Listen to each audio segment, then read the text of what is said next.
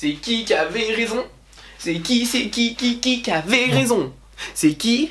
C'est moi. C'est qui, c'est moi. Salut à vous les Wonders. Aujourd'hui, je me suis réveillé. Qu'est-ce que j'ai vu sur internet? Une information officielle de la part de Disneyland Paris concernant le changement d'une attraction. J'espère que cette vidéo va vous plaire. C'est parti.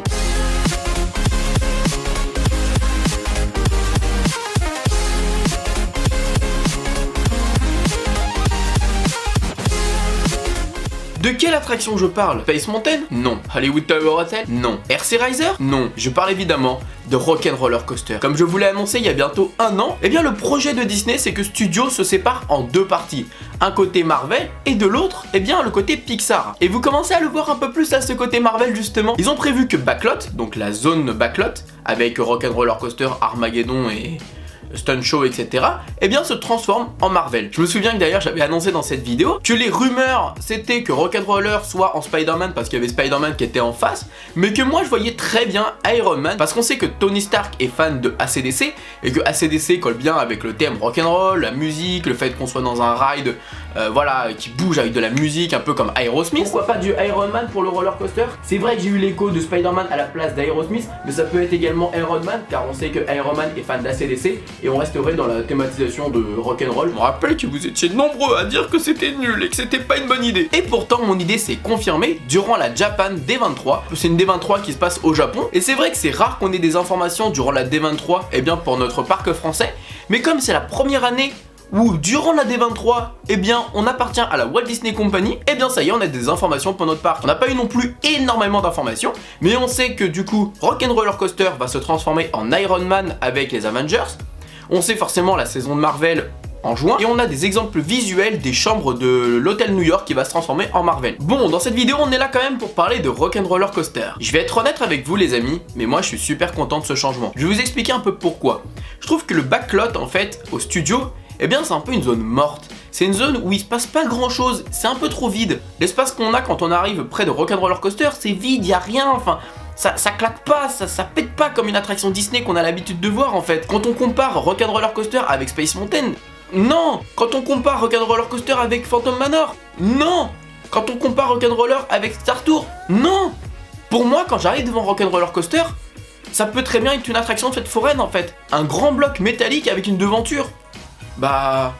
ça jette pas en fait, ça, pour moi ça manque de quelque chose. Après attention, quand on arrive dans l'attraction et qu'on est à l'intérieur et qu'on a la storyline, qu'on a l'ambiance, qu'on a les musiques rock'n'roll, qu'on a le ride, qu'on a... ça honnêtement, ça claque, je reconnais. C'est une bonne attraction, c'est même une magnifique attraction, c'est iconique de notre parc, mais ce qui me dérangeait moi honnêtement c'était le devant. Avec le thème actuel, c'est vrai que c'était compliqué de faire mieux, c'est compliqué de faire quelque chose d'incroyable quand on connaît l'histoire un peu de Rock'n'Roller en fait, parce que Rock'n'Roller Coaster, pour ceux qui ne le savent pas, Rock'n'Roller ça représente un peu un studio d'enregistrement, donc c'est un peu compliqué de faire mieux. Alors que là, avec la thématisation d'Iron Man, on peut faire des trucs de fou en fait, on peut faire des trucs dingues. On a déjà un visuel de comment ça pourrait se passer, je pense, à l'intérieur de la file d'attente ou à l'intérieur de l'attraction, mais ça a l'air juste trop beau. Si vraiment ils font ça à l'intérieur, mais on sera les premiers à avoir notre Rock'n'Roller Coaster en Iron Man, les gens vont vraiment nous envier, et ça va être trop bien. Mais moi je kiffe de fou. Je pense pas qu'ils vont changer le ride, ça c'est une évidence, le ride est très bon. Je pense qu'ils vont simplement changer la storyline. Ils vont changer les décorations de la file d'attente, les décorations quand on arrive dans l'embarquement, et peut-être à l'intérieur de l'attraction. Je pense qu'honnêtement ça va être plutôt sympa, on va partir en aventure avec Iron Man et les autres Avengers. Moi honnêtement je suis trop content, je trouve que ça va vraiment rajeunir l'attraction, ça va lui donner un peu plus de peps. Et comme Rock'n'Roller Coaster va malheureusement disparaître, je vais faire quelques vidéos là-dessus avec des secrets de Rock'n'Roller Coaster, la storyline et d'autres vidéos, vous verrez. Je vous mets également le visuel qu'on a par rapport aux chambres de l'hôtel New York. Honnêtement ça claque, je suis vraiment pressé de pouvoir réserver cet hôtel. On a des dates à peu près de la fermeture de Rock'n'Roller, ce serait pour septembre 2018. On n'a pas plus d'informations que ça, mais si vraiment vous voulez profiter de cette attraction, allez-y avant cet été je pense, parce que après ça risque d'être compliqué. Enfin voilà les amis, je pense que j'ai pas d'autre chose à vous dire étant donné qu'on n'a pas non plus énormément d'informations. Moi je pense que c'est une bonne chose. Je sais qu'il y en a beaucoup d'entre vous qui sont déçus, je sais qu'il y en a beaucoup d'entre vous qui sont tristes parce qu'ils sont fans de cette attraction. Faut se dire que ça va être la même chose, ça va être le même ride, mais juste avec une atmosphère différente et qui colle peut-être un peu plus avec l'univers Disney maintenant parce que Marvel appartient à Disney. C'est vrai que je trouve que le parc studio se perdait beaucoup et de prendre cette direction de ok, on prend un parc, toutes les licences qu'on a, donc Pixar d'un côté, les licences Marvel de l'autre.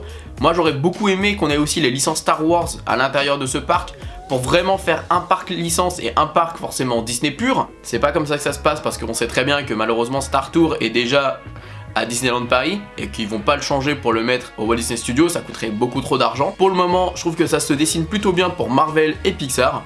Et on verra ce que ça va donner en tout cas pour la saison des super-héros. Sur ce, n'hésitez pas à réagir en commentaire, je sais que vous allez être énormément à être déçus, mais n'hésitez pas à me le dire. Mettre un petit pouce bleu et surtout vous abonner pour découvrir les prochaines nouveautés sur le parc Disney. Sur ce, je vous fais plein de bisous et comme d'habitude, n'oubliez pas que tout le monde a le droit de rêver, alors pourquoi pas vous.